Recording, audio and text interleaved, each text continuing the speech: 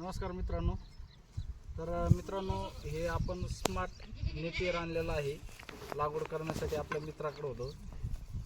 तर हे smart Napier म्हणजे असं आहे की याला काटे वगैरे पानाला येत नाही आणि फुटवे जास्त प्रमाणात असतात याला आणि खायला खूप आवडीनं खातात शेळ्याला, कारण की आमच्या मित्राकडे होतं त्याच्यामुळे आपल्याला अनुभव आहे.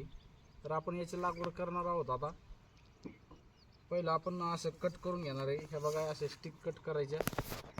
आता एक एक स्टिक कट केली, आपण कशी लागवड करायची ते पण मी तुम्हाला थोडक्यात सांगणार आहे. पहिलं आपण कट करून घेऊया आणि नंतर मग कसं लागवड करायची ते पण मी तुम्हाला सांगतो. व्हिडिओ शेवटपर्यंत बघा. तर चला, आपण हे बघा असं कट करून घ्यायचं पुरं ना. आता तुमच्याकडे जर दुसरं साधन असेल तर दुसऱ्या यानं पण कट करू शकता तुम्ही. तर आपल्याकडं दुसरं काही नाही आहे त्याच्यामध्ये, कोयत्यानं पण कट करू शकता. फक्त आपण काय करू राहिलो, एक एक स्टिक कट करू राहिले डायरेक्ट. हे बघा असं कट करून घ्यायचं सुरुवातीला आणि नंतर कशी लागवड करायची ते पण मी तुम्हाला सांगतो. याला काय नाही, याला लागायला काहीच उशीर लागत नाही. हे जास्त दिवस लागत नाही याला, हे ताबडतोब लागलं जातं आणि खायला पण खूप शेळ्या आवडीनं खातात याला. शेळ्यांसाठी लावायचं आहे स्मार्ट नेपियर म्हणून आहे. हे स्मार्ट नेपियर आपण 2 वळी लावणार आहे आणि एक वळ रेड नेपियरची पण लावणार आहे. रेड नेपियर पण आहे मित्राकडे आपल्या. तर ते आपण नंतर तुम्हाला दाखवू आणल्याच्या नंतर. पहिलं हे कट करून घेऊ, याला लागवड करून घेऊ. तर हे बघा मित्रांनो, असं कट करून घ्यायचं, नंतर लागवड करून घ्यायची आपल्याला. तर मी काय करतो आता, हे पूर्ण कट करतो, मग लागवड कशी करायची ते पण दाखवतो तुम्हाला. मित्रांनो, हे बघा, हे आपण गवत लावलं आहे. हे बघा, हे हार लावले 2. हे आपण लावले 2.5 फुटावर.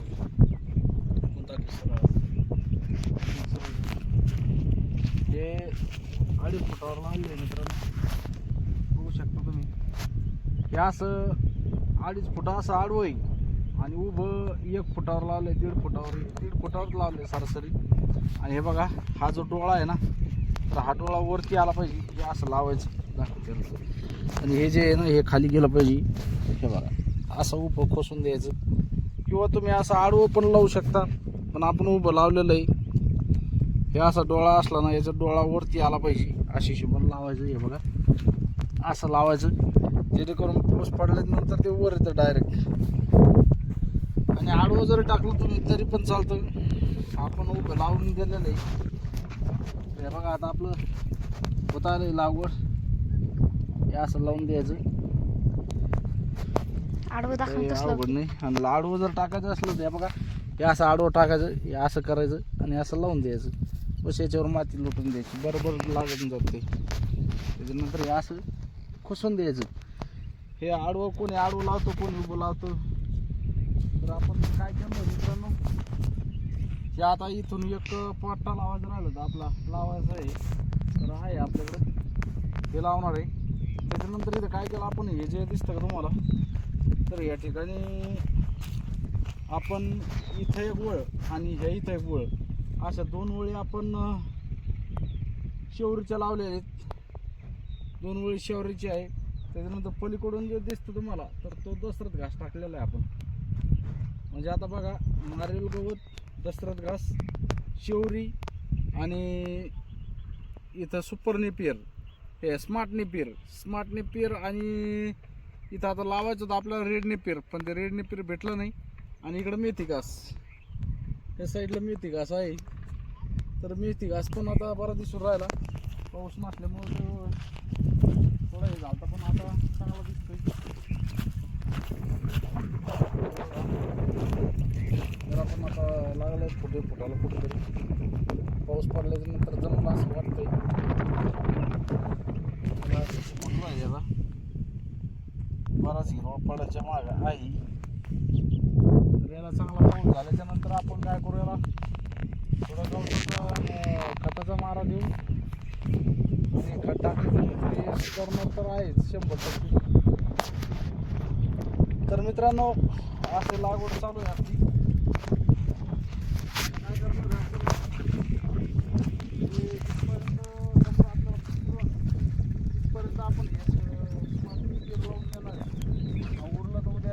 नेपियर लावून देणार आहे उद्या. रेड नेपियर आणून, रेड नेपियर पण आहे मित्राकडे का.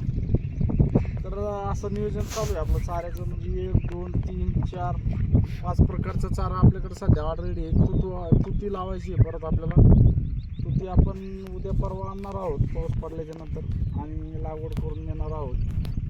सध्या आता हे लावून देतो मित्रांनो. शेळी पालन, शेळ्या वाढायच्या अगोदर आपल्याला चाऱ्याचं नियोजन लावणं खूप गरजेचं आहे. सध्या आपल्याकडं 15-16 नग आहेत आणि आपल्याकडं चारा सध्या सुका चारा आहे. हिरवा चारा तर नाही आहे आपल्याकडे. हिरवा चारा आता नेमकंच खायला घालायला हे हिरवं पडत आहे. दाखवत याला तर हे मारेल गवतात असं हिरवं पडत आहे. तर हे जवळपास 10-12 दिवस 15 दिवस धरून घ्या. समजा 15 दिवस लागतात आपल्याला खायला याला. कारण कसं असतं याला आता पावसाचं खंडन पडलेलं, पाण्याचं खंडन पडलेलं आहे मध्ये. आणि आता जसं पाऊस पडन तसं हे गवत वाढल्याच्या नंतर याची कटाई करून आपण शेळ्यांना टाकणारच आहोत. तर शेळीपालन सुरुवात शेळ्या आणायच्या अगोदर चाऱ्याचं नियोजन करणं खूप गरजेचं असतं. त्या हिशोबानं तुम्ही पण, तुम्हाला जर शेळीपालन करायचं असेल तर तुम्ही अगोदर शेळ्याचं आपलं चाऱ्याचं नियोजन लावा. हिरव्या चाऱ्याचं, सुक्या चाऱ्याचं आणि नंतरच शेळ्या विकत घ्या. अगोदर शेळ्या विकत आणून त्यांना चाऱ्याचं नियोजन जर असलं तर शेळ्या विकत अन्यथा आणू नका. कसं असतं माहिती आहे का, ऐन वेळेवर शेळ्या जर आणल्या त्यांच्या पुढं टाकायला आपल्याकडं चारा पाहिजे. चारा जर नसलं तर आपण काय टाकणार त्यांना. अशा हिशोबानं अगोदर नियोजन ते करायचं, नंतर बाकीचं नियोजन करायचं. अशा हिशोबानं करायचं. तर चाललंय आपलं लागवड थोडं लावून घेतो आता.